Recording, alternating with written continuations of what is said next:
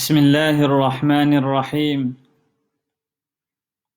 نحمده ونصلي على رسوله الكريم أما بعد أعوذ بالله من الشيطان الرجيم بسم الله الرحمن الرحيم واستفزز من استطعت منهم بصوتك وأجلب عليهم بخيلك ورجلك وشاركهم في الأموال والأولاد وعدهم وما يعدهم الشيطان إلا غرورا. Respected brothers and sisters, from the inception of mankind, there has been a battle which has been ongoing. And that battle is between mankind and jinn. As we know, Iblis كان من الجن ففسق عن أمر ربه. He was from amongst the jinns who disobeyed the law, the command of his Lord. When Shaitaan disobeyed, and he saw that instead of him being the vice regent on earth, Allah Ta'ala had in fact chosen another creature by the name of man, made of clay, and he saw the mold and the structure of Adam alayhi salam. And immediately he grew jealous. He became arrogant that how can such a creation which is so low in status be made vice regent, and I being made of fire not be made the deputy of Allah Ta'ala on earth. Allah Subhanahu wa Ta'ala, when He commanded the angels and Iblis alike to prostrate before Adam alayhi salam, all of the angels prostrated, but Iblis refused. And his argument was, خَلَقْتَنِي مِن نَارٍ وَخَلَقْتَهُ مِن طِينٍ. You have created me from fire and you have created him from soil, from clay. So أَنَا خَيْرٌ مِّنْ. I am more better than him, I am superior than him. Now Shaitan's arrogance led him to be dismissed, and Allah Subhanahu wa Ta'ala said that he will be doomed for good. So he made a request. He said, رَبِّ أَنظِرْنِي إِلَى يَوْمِ يُبْعَثُونَ. That, O Lord, give me respite until the day of resurrection. So Allah Ta'ala gave him it. Allah Ta'ala allowed him this chance until the day of resurrection to live that long. So he promised Allah Subhanahu wa Ta'ala, and he made many promises and many vows, and he said, فَبِمَا أَغْوَيْتَنِي لَأَقْعُدَنَّ لَهُمْ صِرَاطَكَ الْمُسْتَقِيمِ ثُمَّ لَآتِيَنَّهُم مِّن بَيْنِ أَيْدِيهِمْ وَمِنْ خَلْفِهِمْ وَعَنْ أَيْمَانِهِمْ وَعَنْ شَمَائِلِهِمْ وَلَا تَجِدُ أَكْثَرَهُمْ شَاكِرِينَ. He said, now because you have dismissed me, because you have sent me astray, I will sit and lie in wait for this progeny of Adam, and I will lie in wait for them on that straight path. Then I will come to them from all directions, from in front of them, from behind them, from their right, from their left, and you will not find many of them grateful. Shaitan also promised, لَأُضِلَّنَّهُمْ وَلَأُمَنِّيَنَّهُمْ وَلَآمُرَنَّهُمْ فَلَيُبَتِّكُنَّ آذَانَ الْأَنْعَامِ وَلَآمُرَنَّهُمْ فَلَيُغَيِّرُنَّ خَلْقَ اللَّهِ. He said, I will surely and I will most definitely lead them astray. وَلَأُمَنِّيَنَّهُمْ. I will give them false hopes, high hopes, far-fetched hopes. And I will command them, and they will cut the ears of their animals. And I will command them, فَلَيُغَيِّرُنَّ خَلْقَ اللَّهِ. They will then begin changing the creation of Allah. Now, these are the stages which Shaitan is going to go through. He will do everything that he can in order to stick to his vow to lead man astray. And Allah Ta'ala too promised that whosoever follows you, I will fill all of them and yourself in the fire of Jahannam. So since this war began, Shaitan conspired. He plotted and planned, and he managed to trick Adam alayhi salam through false vows and hopes, and had him come onto this earth. Allah Ta'ala in fact actually gave Shaitan immense power. Allah Ta'ala said, وَاسْتَفْزِزْ مَنِ اسْتَطَعْتَ مِنْهُمْ بِصَوْتِكَ وَأَجْلِبْ عَلَيْهِمْ بِخَيْلِكَ وَرَجِلِكَ وَشَارِكْهُمْ فِي الْأَمْوَالِ وَالْأَوْلَادِ وَعِدُهُمْ. That incite, entice many of them as much as you can by means of your voice. بِصَوْتِكَ. This is the voice of Shaitan. And then Allah Ta'ala said, وَأَجْلِبْ عَلَيْهِمْ بِخَيْلِكَ وَرَجِلِكَ. That rally against them, your cavalry, your infantry, your foot soldiers, your horsemen, rally all of them against them. وَشَارِكْهُمْ فِي الْأَمْوَالِ وَالْأَوْلَادِ. Become their partners in their wealth and in their children. And promise them, وَعِدْهُمْ. Give them hopes. Promise them many things, pretending to be their well-wisher. But you will not find except that Shaitan is deceptive. This is the power Allah Ta'ala has given him, that he can misguide mankind by means of his voice. And this is the power that he has. Now when we look at what is the voice of Shaitan, under this verse the Mufassirin have written that the voice of Shaitan is his music. His voice are the instruments that are played in order to detract man from his purpose, the amusement, the futile play, and everything else that takes a person away from the obedience of Allah subhanahu wa ta'ala is actually instigated by the voice of Shaitan. Now either that can come through whispers. Shaitan will come and whisper in your mind. Whisper so that you act upon a certain thing. Otherwise, Shaitan has also Shaitan has also made his voice heard all over the world through institutions, through many outlets, that whatever he wants, in whatever department of life that he wishes, then he casts his voice through that department, through that institution, and thereby his voice reaches all areas of life and in all areas of the world.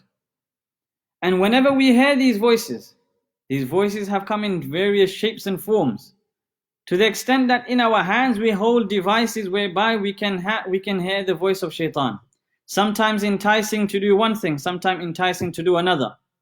And this voice of Shaitan is not only reaching one particular group of people, but it has been targeted for every category, for every age group. For a child and for the children, there is a particular type of voice that Shaitan reaches out to them, maybe through cartoons, maybe through games. But does it contain music? Does it contain something which attracts them so much that they become glued? If it does, that is the voice of Shaitan. Some people cannot even begin their morning without listening to some music. Some people can't go sleep without listening to music. Some people can't work without listening to music. Some people cannot just feel happy except by listening to music. So this is how Shaitan takes control of the mind and thereafter of your mentality and your actions. That's why according to research shows that music not only coordinates the behavior of people in a group, it also coordinates their thinking. The mental processes of individuals in the group become synchronized. You walk into a gym and it has a different type of music, upbeat, heart beating, making everyone there just pump even harder. You go into a bar, then they're all tapping their hands or tapping their feet. Likewise, you go into a shopping mall, there's a different type of music. But all of those types of music are the voices of Shaitan making you act in a certain way. And this is an old trick of Shaitan. From amongst the progeny of Shith alayhi salam. Now we know since Qabil and Habil, Qabil the one who killed Habil, after killing him he ran away. And he went and took his accommodation or made his settlement down below in the valley. Whereas the progeny of Habil, they the rest of the children of Adam alayhi salam, they resided in the upper portions of the mountain. And the rule of that time was, those who are living in the settlements at the top of the mountain, they were not allowed to go and mix with the progeny of Qabil down below in the valley. This was their law at that time. The progeny of Qabil were known to be very good looking, whereas those who were from amongst the Habil generation, they were known to be not so good looking. So it so happened that over time Shaitan comes, and this is in Tariq al-Tabari, that Shaitan comes to the people down in the valley, the progeny of Qabil, and he comes disguised as a man, as a laborer, as a worker, and he takes employment with somebody like a blacksmith, whereby he begins to serve them. And as he's serving them, and as time goes by, he makes something which is like a flute. He then takes this flute outside and he starts blowing. And for the first time they've heard sounds which they've never heard before. And he attracts the people. And they all come and they assemble. And they're quite amused by the sounds that are coming out of this flute. Over time, every time this flute is blown, then the people begin to assemble. And each time they assemble, Shaitan plays a different type of trick. Shaitan plays a different type of trick. And they keep coming. Eventually, they become so amused and engrossed in these sounds that it becomes like a festival. And this festival entices the women to come out, the men to come out, and there's this big party going on. Now the sound of all of this slowly begins to reach those who are up in the mountains. And they begin to become curious.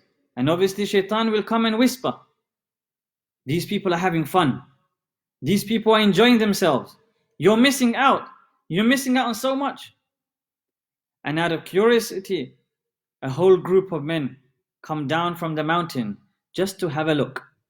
And they see so much enjoyment going on. There's so much amusement.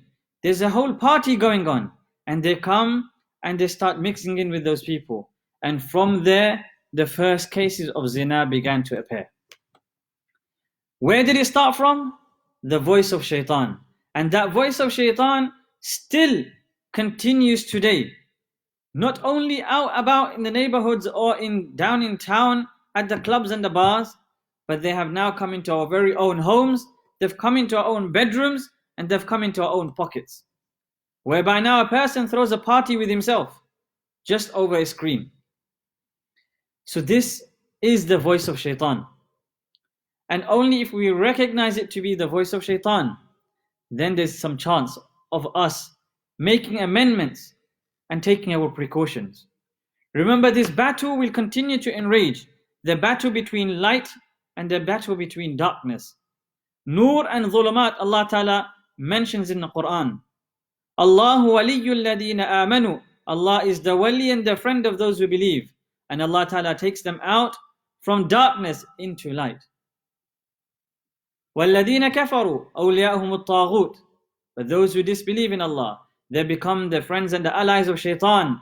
يُخْرِجُهُم مِّنَ النُّورِ إِلَى الظُّلُمَاتِ. And the whole mission is to take them out of the light into the darkness. And it has always been the work of Shaitaan and the allies of Shaitaan. يُرِيدُونَ لِيُطْفِئُوا نُورَ اللَّهِ بِأَفْوَاهِهِمْ وَاللَّهُ مُتِمُّ نُورِهِ وَلَوْ كَرِهَ الْكَافِرُونَ. That their mission will always be to extinguish this light of Allah subhanahu wa ta'ala. But Allah ta'ala refuses, and Allah ta'ala promises that He will complete this nur. And that's why from the beginning of time until the end of time, it is the promise of Allah subhanahu wa ta'ala on the lips of Rasulullah sallallahu alayhi wasallam. There will continue to be a group of people who will remain upon the haqq, who will remain aloof from the tricks of Shaitaan, and they will not be misguided, but they will be from the chosen ones of Allah subhanahu wa ta'ala. So for us, a choice to make, whether we want to fall for the voice of Shaitaan, and for each cry that he cries, we say labbaik to him, or we take a step back and we say, no, we want to be from amongst the few. Allah Ta'ala says, illa qalila. Only a few. Only a few will survive. So when we know only a few will survive, despite everyone doing one thing, if we are doing something else which looks strange, be happy and glad tidings that you are from the few that Allah Ta'ala has mentioned that will be saved. So this is the first of the four things which Allah Ta'ala has given Shaitaan the power of. وَاسْتَفْزِزْ مَنِ اسْتَطَعْتَ مِنْهُمْ بِصَوْتِكَ. And entice them, incite them, as many of them as you can with your voice. And further, the second instrument is وَأَجْلِبْ عَلَيْهِمْ, the infantry and the cavalry and the horsemen, and inshallah the rest of them we'll mention at another time. May Allah subhanahu wa ta'ala protect us. Wal ameen wa akhiru da'wana alhamdulillahi rabbil alameen.